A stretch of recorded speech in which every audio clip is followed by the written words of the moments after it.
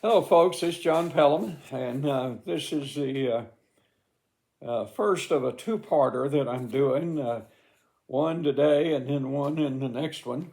And they are based. They're poems that I had written back some time ago about Hank the cow boss learning about the Beatitudes and the Sermon on the Mount from the circuit riding preacher.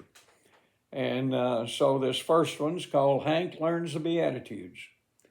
Matthew 12, 1 through 12. Now, Hank was about as excited as a new colt because the circuit riding preacher was coming his way. It'd been a spell since the last time, and Hank always looked forward to the day. Now, he had some questions that he needed to ask about some Bible verses that he had read.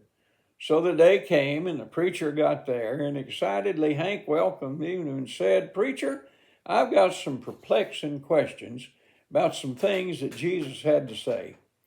Seems like he had folks like me in mind when he spoke to the people on the mountain that day. Now, it seems like I've heard him call something like maybe Beatitudes or something like that. Do you know that part I'm talking about, and can you cipher out what he was getting at?"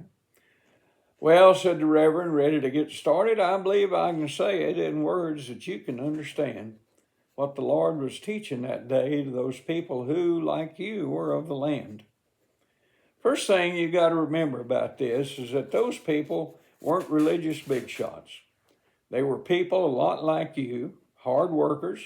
Maybe they hadn't been able to go to school a lot. So the Lord used examples that they could understand when he spoke to them by the sea that day. Like usual, he gathered them around him, and this is what he had to say. You ought to be a very happy person indeed if you're humble and not proud in your mind, because the kingdom of heaven belongs to them that are of that kind. I know this may be a little hard to understand, but if you're sorrowful and if you're mourn, you're going to be given courage and be about as comfortable as the day you was born. Now, your lifestyle is to be cowboy tough, but the Lord says something that you need to know. The earth and all its goodness will be inherited by those who remain meek and mild and low. Do you want to be completely satisfied in your life? Here's what the Lord says you got to do. You got to stay hungry for the truth and justice, the good, and happiness and satisfaction will come to you. Jesus said, if you want mercy, brother, you got to be able to show mercy to others.